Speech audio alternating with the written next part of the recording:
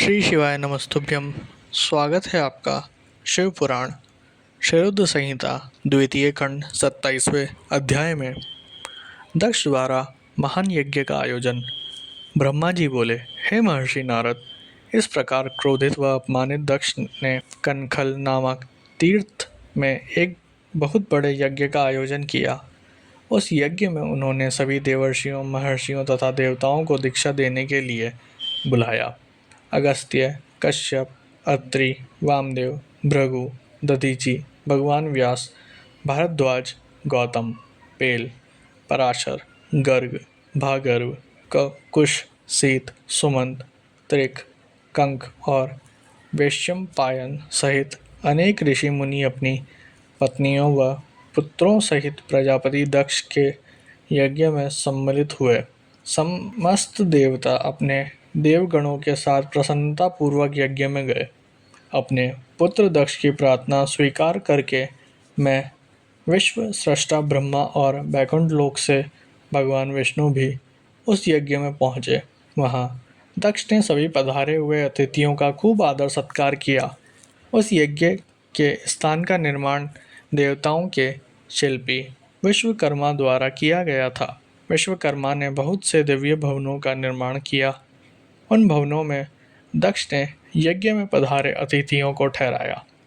दक्ष ने भृगु ऋषि को ऋत्विज बनाया। भगवान विष्णु यज्ञ के अधिष्ठाता थे। इस विधि को मैंने ही बताया। दक्ष सुंदर रूप धारण कर यज्ञ मंडल में उपस्थित था। उस महान यज्ञ में 28,000 ऋषि एक साथ हवन कर सकते थे। 64,000 देवर्षि मंत्रों का उच्चारण कर रहे थे। सभी मग्न होकर वेद मंत्रों का ज्ञान कर रहे थे।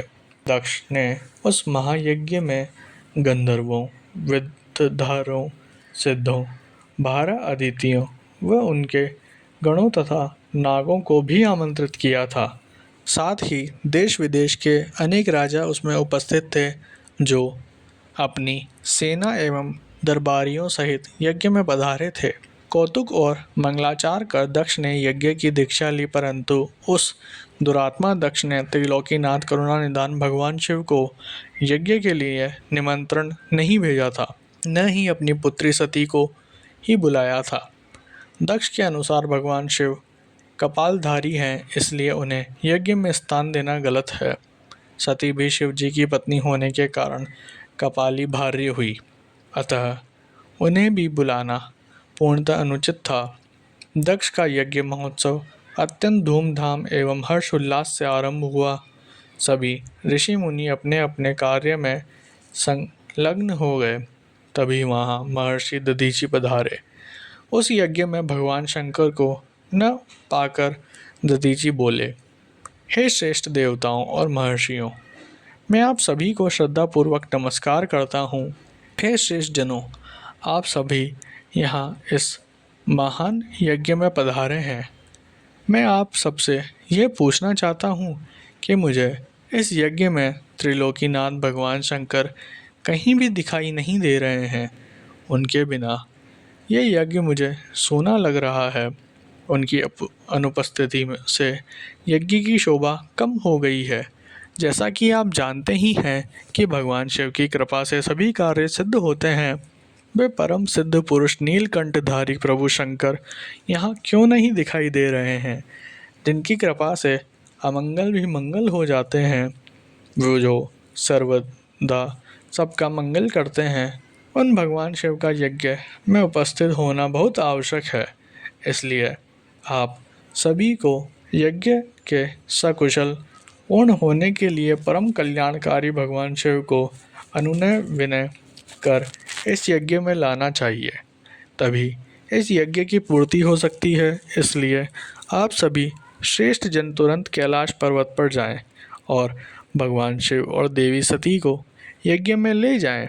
उनके आने से यह यज्ञ पवित्र हो जाएगा। वे परम पुण्यमयी है। उनके यहाँ आने से ही यह यज्ञ पूरा हो सकता है। महर्षि दधीचि की बातें को सुनकर दक्ष हंसते हुए बोला कि भगवान विष्णु देवताओं के मूल हैं, अतः मैंने उन्हें सादर यहाँ बुलाया है। जब वे यहाँ उपस्थित हैं तो भला यज्ञ में क्या कमी हो सकती है। भगवान विष्णु के साथ साथ ब्रह्मा जी भी वेदों, उपनिषदों और विविध आगमों के साथ यहाँ पधारे हैं। देवगणों सहित इंद्र भी यहाँ उपस्थित हैं। वेद और वेदत्वों को जानने वाले तथा उनका पालन करने वाले सभी महर्षि यज्ञ में आ चुके हैं। जब सभी देवगण एवं श्रेष्ठ जन यहाँ उपस्थित हैं तो रुद्रदेव की यहाँ क्या आवश्यकता है। मैंने सिर्फ ब्रह्मा जी के कहने पर उनकी पुत्री सती का विवाह शिवजी से कर दिया था। मैं जानता हूँ कि वे कुलहीन है, उनके माता पिता का कुछ भी पता नहीं है। वे भूतों, प्रेतों और पिशाचों के स्वामी हैं। वे स्वयं ही अपनी प्रशंसा करते हैं। वे मूढ़, जड़, मौन और ईर्ष्यालु होने के कारण यज्ञ में बुलाए जाने के योग्य नहीं हैं। अतः दधीचि जी, आप उनमें यज्ञ में बुलाने के लिए न कहें। आप सब ऋषि मुनि मिलकर अपने संयोग से मेरे इस यज्ञ को सफल बनाएं। दक्ष की बात सुनकर दधीचि मुनि बोले, हे दक्ष, परम कल्याणकारी भगवान शिव को यज्ञ में न बुलाकर तुमने इस यज्ञ को पहले ही भंग कर दिया है। यह यज्ञ कहलाने लायक ही नहीं है। तुमने भगवान शिव को निमंत्रण न देकर उनकी अवहेलना की है, इसलिए तुम्हारा विनाश निश्चित है। यह कहकर दधीचि वहाँ से अपने आश्रम चले गए। उनके पीछे पीछे भगवान शिव का अनुसरण करने वाले सभी श्रेष्ठ मुनि वहाँ से चले गए। दक्ष के समर्थकों ने यज्ञ छोड़ कर गए ऋषियों मुनियों के प्रति व्यंग भरे वचनों का प्रयोग किया। इस प्रकार प्रसन्न होकर दक्ष बोलने लगे कि यह बहुत अच्छी बात है कि मंदबुद्धि और मिथ्यावाद में लगे दुराचारी मनुष्य सभी इस यज्ञ का त्याग करके स्वयं ही चले गए हैं। भगवान विष्णु और ब्रह्मा जी, जो कि सभी वेदों के ज्ञाता हैं और वेद तत्वों से परिपूर्ण हैं, इस यज्ञ में उपस्थित हैं। ये ही मेरे यज्ञ को सफल बनाएंगे। ब्रह्मा जी बोले कि दक्ष की ये बातें सुनकर वे सभी शिव माया से मोहित हो गए।